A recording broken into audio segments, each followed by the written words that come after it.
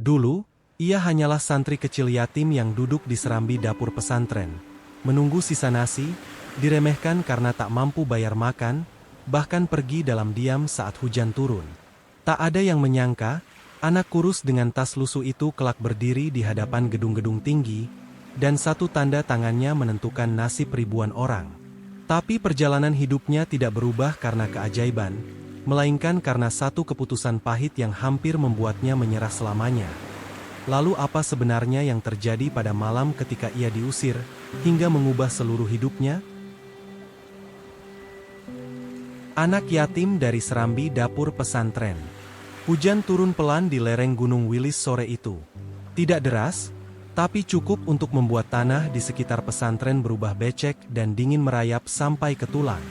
Kabut tipis menggantung rendah, membuat bangunan pesantren tampak seperti berdiri sendirian di tengah dunia yang jauh dari manapun. Pesantren Al-Hidayah bukan pesantren besar. Bangunannya sederhana, temboknya kusam, cat hijaunya sudah mengelupas di banyak sudut. Asrama santri berjajar rapi, tapi sempit. Dapur berada di belakang, dekat kandang ayam dan kebun singkong milik pesantren. Di serambi dapur itulah, seorang anak kecil duduk memeluk lututnya. Namanya Rafa Al-Ghazali. Usianya baru 12 tahun, tubuhnya kurus, kulitnya kecoklatan karena sering kena matahari. Rambutnya selalu dipotong pendek bukan karena rapi, tapi karena tak pernah punya uang untuk potong model macam-macam. Sarungnya sudah mulai menipis di bagian lutut, pecinya sedikit miring karena sudah lama kehilangan bentuk. Rafa bukan santri seperti yang lain. Santri lain punya orang tua yang datang sebulan sekali, membawa beras, gula, telur, atau sekadar uang saku. Santri lain punya kasur di asrama, punya lemari kecil, punya jatah makan yang jelas. Rafa tidak. Ia santri yatim. Ayahnya meninggal saat ia masih sangat kecil. Ibunya menyusul ketika Rafa berusia 9 tahun karena sakit yang tak pernah benar-benar sempat diobati. Sejak itu, Rafa berpindah-pindah dari rumah ke rumah saudara, sampai akhirnya ada yang menyarankan satu tempat, pesantren. Di sana kamu bisa belajar, nak, makan juga ada, begitu kata bibinya dulu. Dan Rafa percaya. Awalnya, ia juga berpikir pesantren adalah tempat paling aman di dunia. Tempat semua orang belajar tentang sabar, ikhlas, dan saling membantu. Tempat di mana status yatim seharusnya jadi alasan untuk dirangkul, bukan ditinggalkan. Tapi kenyataan tidak selalu seindah ceramah. Rafa memang diterima sebagai santri, tapi sejak awal sudah jelas posisinya berbeda. Namanya tercatat, tapi tanpa penanggung biaya. Ia diberi keringanan, katanya. Tapi keringanan itu perlahan berubah jadi beban yang dibicarakan pelan-pelan di belakang. Awalnya Rafa masih bisa makan bersama santri lain. Meski porsinya lebih sedikit, ia tidak pernah protes. Ia belajar menerima. Namun lama-kelamaan, ia mulai sering disuruh makan belakangan. Kalau nasi habis, ya sudah. Kalau lauk tinggal kuah, itu pun sudah syukur. Rafa tidak mengeluh. Ia terlalu takut dianggap merepotkan. Ia mengganti kekurangan dengan membantu. Bangun paling pagi untuk menyapu halaman, membersihkan kamar mandi, mengangkat galon, memotong kayu bakar. Apapun yang bisa ia lakukan, ia kerjakan. Karena Rafa tahu satu hal. Anak yatim tak punya banyak pilihan. Namun, tidak semua santri melihat itu sebagai ketulusan. Raf, kamu kok rajin banget sih? Biar dapat makan gratis. Ya? Heh, jangan dekat-dekat, nanti kita disuruh bantu juga. Ejekan seperti itu sering terdengar. Tidak keras, tapi cukup untuk melukai. Rafa hanya tersenyum kecil, lalu pergi. Yang paling menyakitkan bukan ejekan, tapi tatapan. Tatapan kasihan yang berubah jadi jengah. Tatapan seolah berkata, "Kenapa sih anak ini masih di sini?" Sore itu, seperti biasa, Rafa duduk di serambi dapur. Menunggu. Menunggu bukan karena ia malas, tapi karena disitulah ia biasa dipanggil kalau ada sisa makanan. Ustadz Munir, pengurus dapur, keluar sambil membawa ember kosong. Wajahnya lelah, keningnya berkerut. Rafa, panggilnya singkat. Rafa langsung berdiri. Iya, Ustadz. Masuk sebentar. Nada suara itu membuat dada Rafa sedikit mengencang. Tidak biasanya Ustadz Munir memanggil dengan nada seperti itu. Biasanya singkat, dingin, seperlunya. Rafa melangkah masuk ke dapur. Bau nasi hangat dan kayu bakar menyambutnya. Di sudut dapur, ada beberapa panci besar yang sudah kosong. Sisa nasi tinggal sedikit di dasar. Ustadz Munir duduk di bangku kayu, menepuk lututnya pelan. Kamu tahu, kan, kondisi pesantren lagi susah. Rafa mengangguk. Ia selalu mengangguk. Ia tidak pernah merasa punya hak untuk membantah. Jumlah santri makin banyak. Biaya makan makin besar, lanjut Ustadz Munir.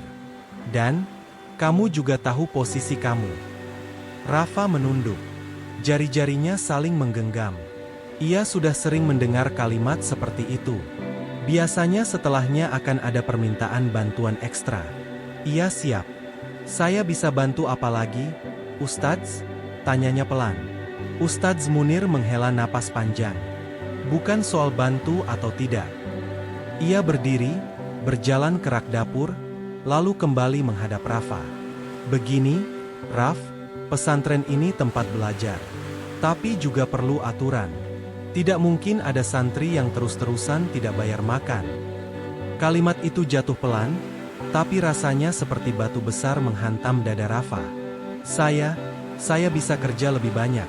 Ustadz, ucap Rafa cepat, suaranya sedikit bergetar. Saya bisa bersih-bersih lebih lama, atau bantu di kebun. Ustadz Munir menggeleng. Bukan itu maksudnya. Ia menatap Rafa, kali ini lebih lama. Ada ragu di matanya, tapi juga ada keputusan. Kamu sudah di sini cukup lama. Tapi sampai sekarang belum ada keluarga yang menanggung. Pesantren tidak sanggup lagi. Hujan di luar terdengar makin jelas. Rafa menelan ludah. Tenggorokannya terasa kering. Jadi, saya harus bagaimana, Ustadz? Ustadz Munir terdiam sebentar, lalu berkata dengan suara pelan tapi tegas. Mungkin, kamu bisa mencari tempat lain. Kalimat itu, kalimat sederhana itu, kalimat yang artinya, pergi. Rafa tidak langsung menangis.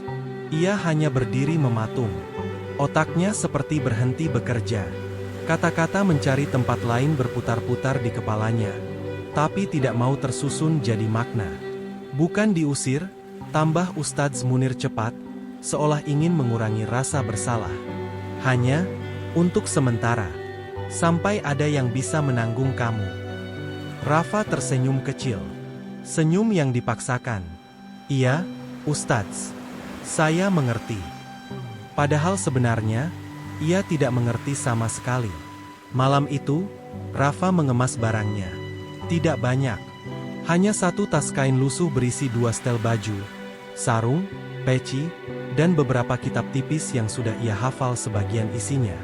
Santri lain sibuk dengan aktivitas masing-masing. Ada yang tertawa, ada yang menghafal, ada yang mengobrol tentang libur pulang. Tidak ada yang benar-benar memperhatikan Rafa. Dan Rafa bersyukur untuk itu. Ia tidak ingin ada yang bertanya. Ia tidak ingin menjelaskan kenapa ia harus pergi. Sebelum keluar dari area pesantren, Rafa berhenti di depan musyalah kecil. Ia masuk, duduk di saf paling belakang, lalu menunduk lama. Ya Allah, bisiknya. Kalau memang ini jalanku, tolong jangan biarkan aku jadi orang yang hina. Air matanya jatuh tanpa suara. Saat ia keluar dari musyalah, seseorang berdiri di halaman. Seorang lelaki tua dengan sorban putih dan tongkat kayu. Kiai Hashim Anwar. Pengasuh pesantren itu menatap Rafa dengan mata teduh. Kamu mau kemana, nak? Rafa terkejut. Ia menunduk hormat. Saya, pamit, Kiai. Kamu tahu, kan, pintu pesantren ini selalu terbuka? Tanya Kiai Hashim pelan. Rafa mengangguk, tapi tak sanggup berkata apa-apa. Kiai Hashim mendekat, lalu meletakkan tangannya di kepala Rafa. Ilmu yang kau jaga hari ini, katanya lirih, akan menjagamu di masa depan.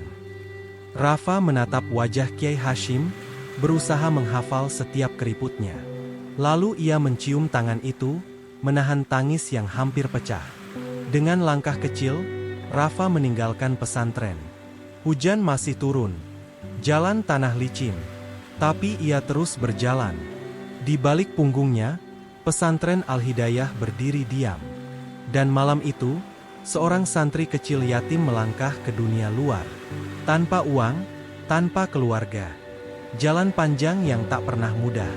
Malam pertama Rafa di luar pesantren adalah malam yang tak pernah ia bayangkan sebelumnya. Langit hitam menggantung rendah, hujan sudah berhenti, tapi udara dingin masih menusuk.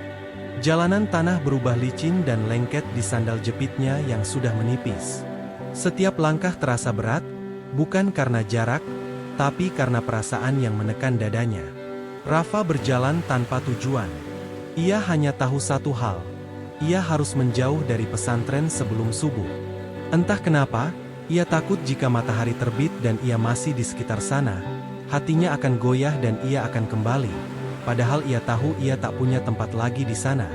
Setelah berjalan hampir 1 jam, Rafa tiba di pinggir jalan besar yang menghubungkan desa ke kota kecil Madiun. Di kejauhan, lampu-lampu jalan berderet, memantul di genangan air. Disitulah Rafa duduk. Di bangku besi tua dekat pos terminal lama yang sudah jarang dipakai. Catnya mengelupas, bautnya berkarat, tapi cukup untuk menopang tubuh kecilnya yang kelelahan. Rafa memeluk tas kainnya erat-erat, seolah itu satu-satunya harta yang menghubungkannya dengan masa lalu. Perutnya berbunyi pelan. Ia baru sadar sejak siang belum makan apa-apa. Tapi rasa lapar itu terasa biasa saja. Yang lebih menyakitkan justru rasa kosong, seperti ada bagian dirinya yang tertinggal di pesantren tadi malam. Beberapa kendaraan besar melintas. Sopir-sopir truk memandang sekilas, lalu pergi. Tidak ada yang benar-benar peduli. Dan untuk pertama kalinya dalam hidupnya, Rafa merasa benar-benar sendirian. Pagi datang pelan. Langit mulai memudar dari hitam ke abu-abu. Suara ayam berkokok terdengar dari kejauhan. Terminal lama mulai hidup, meski hanya sedikit. Ada pedagang kaki lima membuka lapak. Ada tukang ojek yang duduk sambil merokok. Rafa terbangun dalam posisi duduk. Lehernya pegal, matanya perih. Ia menatap sekeliling dengan wajah bingung, seolah baru sadar bahwa hidupnya sudah berubah sepenuhnya. Ia berdiri, mengibaskan debu di sarungnya, lalu berjalan pelan mendekati keran air umum di pojok terminal. Airnya dingin, tapi menyegarkan. Rafa membasuh muka, lalu berwudu dengan hati-hati. Di sudut terminal, ada musyalah kecil. Ket putihnya sudah kusam, tapi masih terawat. Rafa masuk, salat subuh sendirian. Saat sujud terakhir, air matanya jatuh ke sajadah. Ya Allah, aku masih kuat, bisiknya. Asal engkau jangan tinggalkan aku. Setelah salat, Rafa duduk bersandar di dinding musyalah. Ia mulai berpikir. Ia tidak bisa terus duduk dan menunggu. Ia butuh makan. Ia butuh tempat berteduh. Dan untuk itu, ia butuh bekerja, apapun. Rafa keluar dari terminal dan menyusuri jalan kecil ke arah pasar. Di depan pasar, ada warung sederhana dengan tenda biru. Seorang pria parubaya sedang menyusun piring di etalase. Tubuhnya gempal, wajahnya keras, tapi matanya terlihat jujur. Rafa berdiri agak jauh, ragu-ragu.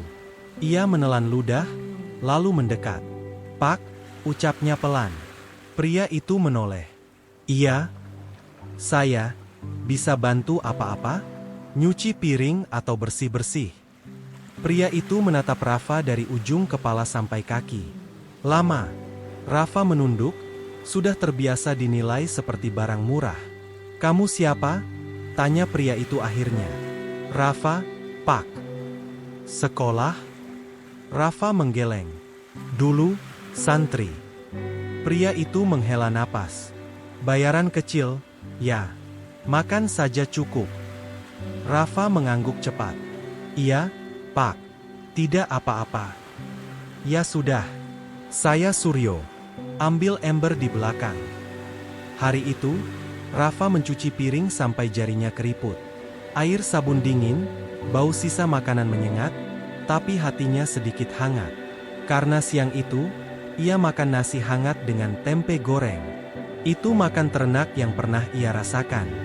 Malamnya, Pak Suryo mengizinkan Rafa tidur di bangku warung. Setelah semua ditutup. Tidak empuk, tapi aman. Hari-hari berikutnya berjalan hampir sama. Pagi sampai siang, Rafa membantu di warung. Sore hari, ia mengamen kecil-kecilan di lampu merah, hanya membaca syalawat pelan dengan suara yang belum matang. Kadang dapat 2.000, kadang tidak sama sekali. Tapi Rafa tidak mengeluh. Yang ia lakukan setiap malam adalah membuka kitab kecilnya, membaca ulang pelajaran pesantren, meski diterangi lampu jalan yang redup. Orang-orang sering memandangnya aneh. Ngapain sih belajar? Mau jadi ustaz? Anak kecil begini, sok rajin. Rafa hanya tersenyum kecil. Ia tahu, hidupnya mungkin gelap sekarang, tapi ia tidak mau masa depannya ikut gelap. Suatu siang, hujan turun deras. Warung Pak Suryo sepi. Rafa duduk menghitung uang receh hasil jualan pagi tadi. Tangannya bergerak cepat, memisahkan koin dan uang kertas. Pak Suryo memperhatikan dari jauh. "Kamu sekolahnya sampai mana, Raf?" tanyanya tiba-tiba. "SMP, Pak. Belum selesai." "Ngitung kamu cepat juga." Rafa mengangkat bahu. "Biasa, Pak. Di pesantren sering disuruh ngitung jatah beras." Pak Suryo tertawa kecil. "Sayang juga kalau kamu cuma di warung." Kalimat itu menempel di kepala Rafa lama. Beberapa hari kemudian, datang seorang perempuan muda ke warung.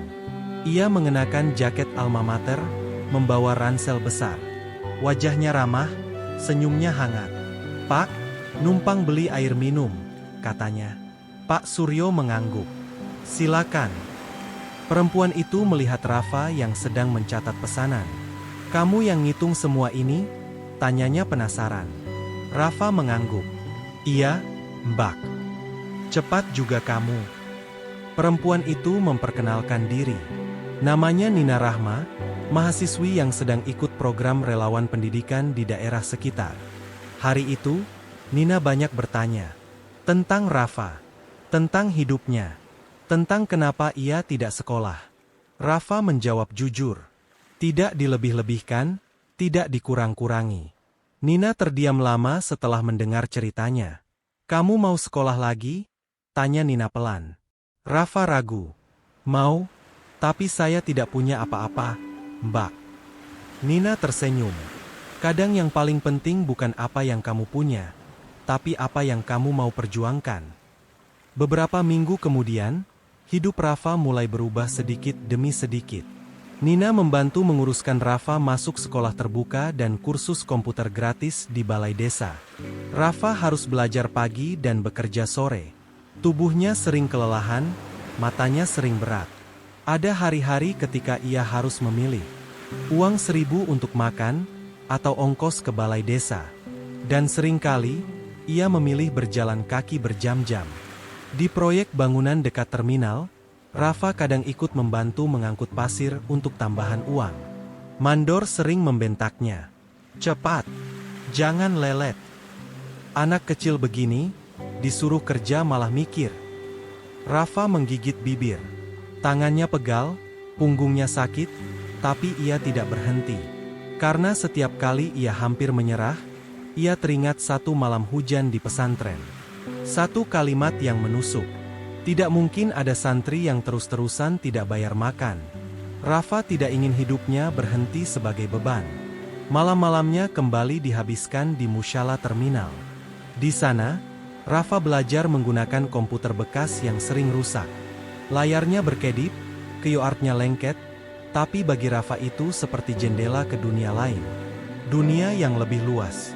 Suatu malam, setelah semua orang pergi, Rafa duduk menatap layar gelap komputer itu. Bayangannya sendiri terlihat samar. Ia teringat pesan Kiai Hashim. "Ilmu yang kau jaga hari ini, akan menjagamu di masa depan." Rafa mengepalkan tangannya.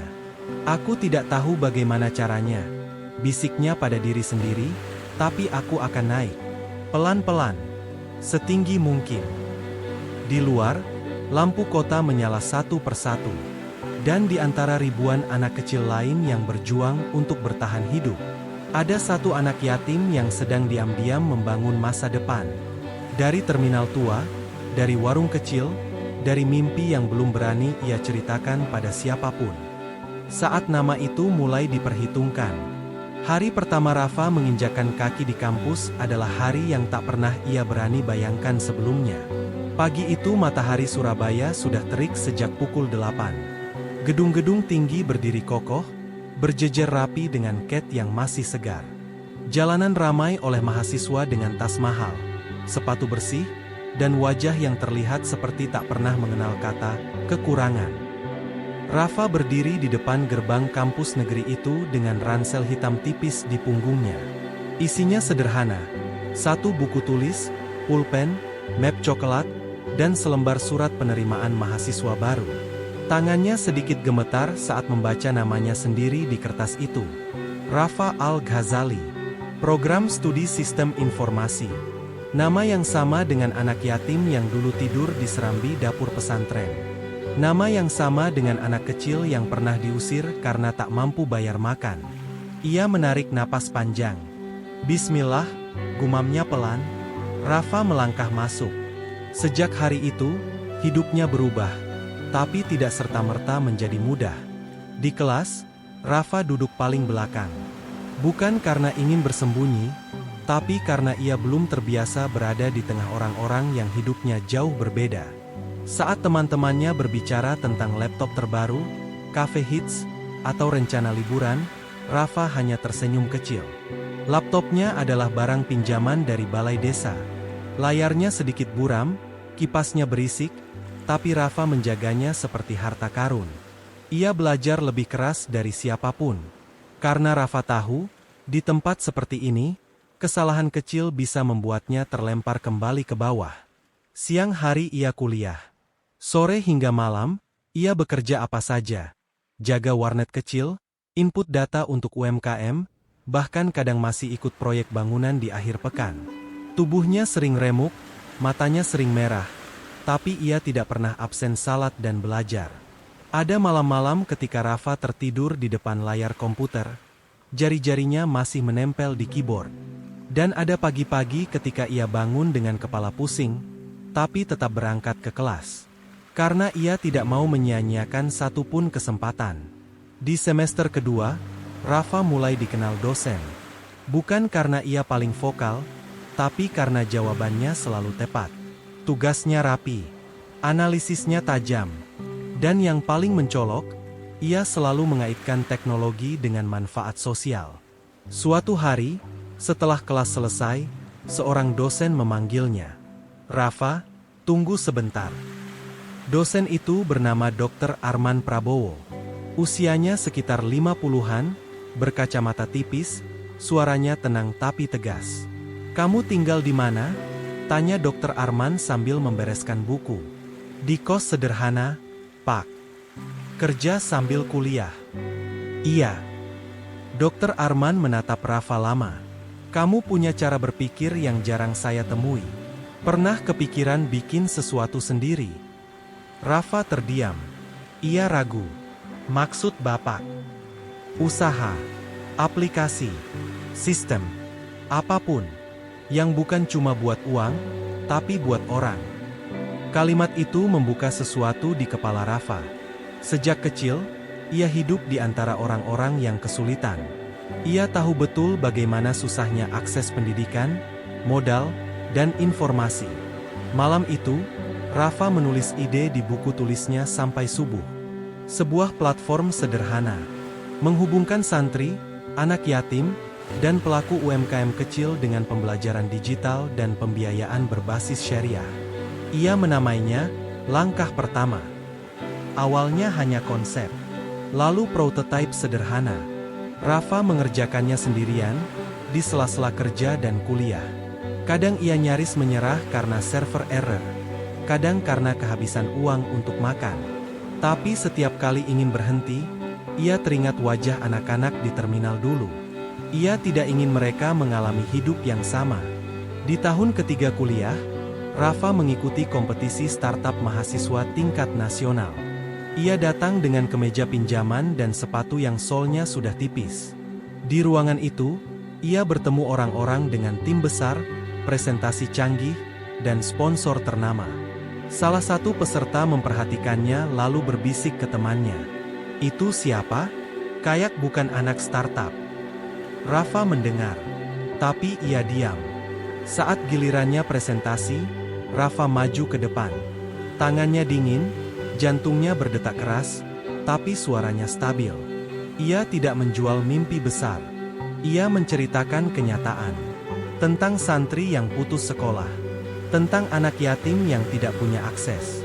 Tentang sistem yang sering menutup pintu bagi mereka yang lahir tanpa apa-apa. Ruangan sunyi. Beberapa juri mengangguk. Beberapa mencatat. Rafa tidak juara satu. Tapi ia mendapat sesuatu yang lebih penting. Perhatian. Salah satu yang mendekatinya adalah Fikri Mahesa, alumni kampus yang kini bergerak di dunia bisnis. "Kamu ini unik," kata Fikri sambil tersenyum. "Terlalu idealis buat dunia bisnis, tapi justru itu yang menarik." Mereka mulai bekerja sama. Awalnya berjalan lancar. Langkah pertama, mulai mendapatkan pengguna. Beberapa pesantren kecil terbantu. Beberapa UMKM bisa bernafas lebih lega. Nama Rafa mulai disebut-sebut. Tapi bersama perhatian, datang juga ujian. Masalah muncul ketika mereka mencari investor besar. Di sebuah ruang rapat ber-AC dingin, Rafa duduk berhadapan dengan 3 orang berjas mahal. Presentasinya sudah selesai. Diagram ditampilkan rapi. Data jelas. Salah satu investor bersandar, menyilangkan tangan. "Konsepnya bagus," katanya datar. "Tapi kami perlu tahu latar belakang kamu." Rafa menjawab jujur. Tentang pesantren. Tentang terminal. Tentang hidupnya. Ruangan mendadak hening. Investor lain tersenyum tipis. "Jadi kamu, dari nol banget?" "Iya," jawab Rafa pelan. "Pengalaman bisnis formal?" "Belum banyak." Investor pertama menutup map. "Kami tidak bisa mengambil risiko sebesar ini pada orang dengan latar belakang seperti itu." Kalimat itu menghantam lebih keras daripada ejekan masa kecil. Setelah rapat, Fikri terlihat gelisah. "Mereka ragu sama kamu, Raf," katanya jujur. "Mungkin kita perlu figur lain di depan." Rafa terdiam. "Maksud kamu?" "Bukan kamu yang tanda tangan. Biar kelihatan lebih meyakinkan." Rafa menatap Fikri. Dadanya terasa sesak. "Ini tentang kepercayaan," lanjut Fikri. "Bukan soal pribadi." Rafa mengangguk pelan. Tapi malam itu, ia tidak bisa tidur. Ia duduk sendirian di kos sempitnya, menatap dinding retak. Untuk pertama kalinya sejak lama, ia merasa kembali seperti anak kecil yang berdiri di dapur pesantren. Diremehkan, diragukan, dianggap tidak cukup. Namun kali ini, taruhannya lebih besar. Jika ia mundur, ratusan orang yang sudah bergantung pada langkah pertama akan ikut jatuh. Pagi-pagi sekali, Rafa duduk di masjid kampus. Ia memejamkan mata lama. "Ya Allah," bisiknya, "kalau aku salah, luruskan. Tapi kalau ini jalan yang harus aku tempuh, kuatkan aku." Keputusan Rafa mengejutkan banyak orang. Ia menolak disingkirkan. Dengan suara tenang, ia berkata pada Fikri, "Kalau mereka tidak percaya pada aku sekarang, mereka juga tidak akan menghargai orang-orang yang kita bantu nanti." Rafa memilih jalan yang lebih berisiko. Ia mendatangi investor lain. Lebih kecil, lebih selektif, lebih lama prosesnya. Tapi ia berdiri dengan namanya sendiri. Bulan-bulan penuh tekanan berlalu. Hampir kehabisan dana. Hampir tutup. Sampai suatu malam, sebuah email masuk. Disetujui. Kerja sama itu tidak besar, tapi cukup untuk bertahan. Dan yang paling penting, Rafa yang menandatangani kontraknya. Tangan yang dulu gemetar karena kelaparan, kini menorehkan tanda tangan yang mengubah arah hidup banyak orang. Saat itu, Rafa duduk sendiri di ruang kecil, menatap kertas kontrak di depannya. Air matanya jatuh. Bukan karena sedih, tapi karena ia sadar satu hal. Anak yatim yang dulu diremehkan, akhirnya mulai diperhitungkan. Namun Rafa tahu, ini belum puncak. Ini baru awal dari ujian yang jauh lebih besar. Nama di gedung tinggi, hati tetap membumi. Jakarta selalu terdengar seperti kota yang tidak pernah tidur. Pagi itu, matahari baru naik, tapi jalanan sudah ramai oleh klakson, langkah cepat, dan wajah-wajah yang terburu-buru. Gedung-gedung tinggi berdiri berjejer seperti raksasa kaca, memantulkan cahaya ke segala arah. Di antara gedung-gedung itu, satu bangunan baru terlihat mencolok, bukan karena paling mewah, tapi karena namanya terpampang besar di bagian depan. Rafa Al-Ghazali Center, Pusat Pendidikan Pemberdayaan Sosial. Rafa berdiri di seberang jalan, menatap gedung itu lama. Tangannya masuk ke saku celana, dadanya naik turun pelan. Ia masih sering tidak percaya bahwa semua ini nyata. Nama itu, namanya, kini bukan lagi sekadar tulisan di kertas ujian atau kontrak kerjasama. Namanya berdiri tegak di gedung tinggi, di jantung ibu kota. Gedung itu bukan miliknya pribadi. Bukan kantor megah untuk pamer kekayaan. Gedung itu dibangun untuk satu tujuan, membuka pintu yang dulu tertutup rapat baginya. Rafa melangkah masuk. Di dalam, suasana sudah ramai. Anak-anak muda berlalu lalang membawa laptop. Beberapa santri dari berbagai daerah duduk di ruang belajar, mengenakan sarung dan peci, wajah mereka penuh rasa ingin tahu. Ada juga ibu-ibu UMKM yang sedang belajar mengelola keuangan sederhana. Semua itu membuat Rafa berhenti sejenak. Ia menelan ludah. Kalau saja mereka tahu, pemilik nama gedung ini dulu tidur di terminal. Acara peresmian dimulai siang hari. Media datang. Beberapa pejabat hadir. Investor yang dulu ragu kini duduk di kursi depan, tersenyum, mengangguk-angguk bangga seolah mereka sudah percaya sejak awal. Rafa berdiri di belakang panggung, menunggu giliran bicara. Tangannya sedikit dingin. Bukan karena takut berbicara di depan banyak orang, itu sudah biasa. Tapi karena ia tahu, apapun yang ia ucapkan hari ini akan didengar ribuan orang. Dan Rafa tidak ingin berbicara sebagai orang sukses yang lupa dari mana ia datang. Saat namanya dipanggil, Rafa melangkah maju. Lampu sorot menyala. Tepuk tangan terdengar. Kamera mengarah padanya. Rafa berdiri di balik podium, memandang wajah-wajah di hadapannya. Ia menarik napas.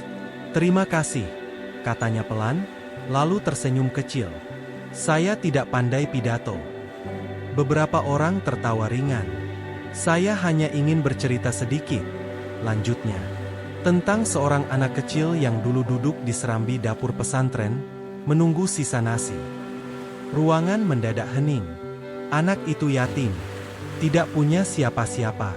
Pernah diusir bukan karena berbuat salah, tapi karena tak mampu bayar makan. Beberapa wajah mulai berubah. Ada yang menunduk. "Hari ini, saya berdiri di sini bukan untuk membuktikan bahwa saya hebat." Suara Rafa sedikit bergetar. "Tapi untuk membuktikan bahwa kesempatan bisa mengubah segalanya, jika kita mau memberikannya."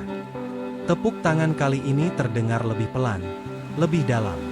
Rafa mengakhiri pidatonya tanpa janji bombastis. Ia hanya berkata satu kalimat yang keluar dari hatinya. "Gedung ini bukan tentang nama saya, tapi tentang mereka yang selama ini tak punya nama." Malam itu, setelah semua tamu pulang, Rafa duduk sendirian di salah satu ruang kelas. Lampu sudah banyak yang dimatikan. Suara kota terdengar samar dari luar. Ia membuka ponselnya. Ada satu pesan masuk yang sudah ia tunggu-tunggu sejak pagi. Pesan dari Nina Rahma. "Aku lihat siaran langsungnya. Kamu sampai sejauh ini, Raf. Aku bangga." Rafa tersenyum. Ia membalas singkat. "Aku masih anak terminal itu, Mbak. Cuma sekarang jalannya lebih terang." Setelah itu, Rafa menutup ponsel. Ia tahu, satu bab hidupnya sudah selesai. Tapi ada satu tempat yang belum ia datangi. Satu perjalanan yang selama ini ia tunda, bukan karena lupa, tapi karena belum siap. Pesantren Al-Hidayah. Beberapa hari kemudian, Rafa kembali ke Nganjuk. Jalan menuju pesantren itu masih sama. Tanahnya masih merah, pohonnya masih rindang, udaranya masih dingin di pagi hari. Bangunan pesantren tampak tidak banyak berubah. Ket hijau yang dulu mengelupas kini sedikit diperbaiki, tapi suasananya tetap sederhana. Rafa berdiri di depan gerbang. Hatinya berdebar, bukan karena takut, tapi karena kenangan datang bertubi-tubi. Ia melangkah masuk. Beberapa santri kecil berlarian di halaman. Ada yang menabrak kakinya lalu buru-buru minta maaf. Rafa tersenyum dan mengelus kepala anak itu. Di serambi dapur, tempat yang paling ia ingat, Rafa berhenti. Dulu, ia duduk di sana dengan perut kosong dan hati penuh tanya. Kini, ia berdiri dengan jas sederhana dan sepatu bersih, tapi perasaannya justru lebih berat. Seorang lelaki tua keluar dari musyalah, bertumpu pada tongkat kayu. Kiai Hashim Anwar. Wajah itu sudah lebih keriput. Rambutnya lebih putih. Tapi matanya masih sama, teduh, hangat, seolah selalu tahu siapa yang berdiri di depannya. "Assalamualaikum," sapa Rafa pelan. Kiai Hashim menatapnya beberapa detik. Lalu matanya membesar sedikit. "Rafa." Rafa menunduk, mencium tangan Kiai itu. Tangannya gemetar. "Saya pulang, Kiai." Kiai Hashim memeluk Rafa erat. Tidak berkata apa-apa. Hanya menepuk punggungnya pelan, seperti seorang ayah yang akhirnya bertemu anaknya setelah lama berpisah. Mereka duduk di dapur. Dapur yang sama. Bau kayu bakar yang sama. Tapi suasananya berbeda. "Kamu sudah jadi orang besar sekarang," kata Kiai Hashim pelan. Rafa menggeleng. "Tidak, Kiai. Saya hanya anak yang diberi kesempatan." Ia lalu mengeluarkan map dari tasnya. Ia menyerahkannya pada Kiai Hashim. "Apa ini?" tanya sang Kiai. "Program makan dan beasiswa," jawab Rafa. "Untuk santri yatim. Supaya tidak ada lagi yang harus pergi karena alasan seperti saya dulu." Kiai Hashim membuka map itu perlahan. Tangannya bergetar. Air mata jatuh di pipinya. "Maafkan kami," ucapnya lirih. Rafa menunduk. "Tidak ada yang perlu dimaafkan, Kiai. Kalau bukan karena luka itu, saya mungkin tidak akan sampai di sini." Malam itu, Rafa makan di dapur pesantren. Sepiring nasi, sayur sederhana, tempe goreng. Tidak mewah, tidak istimewa. Tapi Rafa merasa pulang. Beberapa bulan berlalu. Program Rafa berkembang pesat. Ribuan santri dan anak yatim mendapatkan akses pendidikan. Banyak yang pertama kali menyentuh komputer. Banyak yang pertama kali percaya bahwa mereka berharga. Suatu sore, Rafa berdiri di balkon gedungnya di Jakarta, memandang kota yang mulai gelap. Lampu-lampu menyala satu persatu. Ia teringat dirinya yang dulu. Anak kecil kurus, duduk di bangku terminal. Bertanya-tanya apakah hidupnya akan selalu seperti itu. Rafa tersenyum kecil. Hidup memang tidak pernah adil. Tapi ternyata, hidup juga tidak sepenuhnya kejam. Jika kita mau bertahan sedikit lebih lama. Ponselnya berbunyi. Pesan dari seorang santri. "Kak Rafa, aku dulu hampir berhenti sekolah. Sekarang aku berani bermimpi." Rafa menatap layar itu lama. Air matanya jatuh lagi. Bukan karena sedih, tapi karena ia akhirnya mengerti makna semua yang ia lewati. Bahwa diremehkan bukan akhir cerita. Bahwa diusir bukan berarti ditolak selamanya. Bahwa satu tanda tangan bisa mengubah ribuan hidup. Dan bahwa seorang santri kecil yatim yang pernah dianggap beban, ternyata bisa tumbuh menjadi alasan bagi banyak orang untuk tidak menyerah.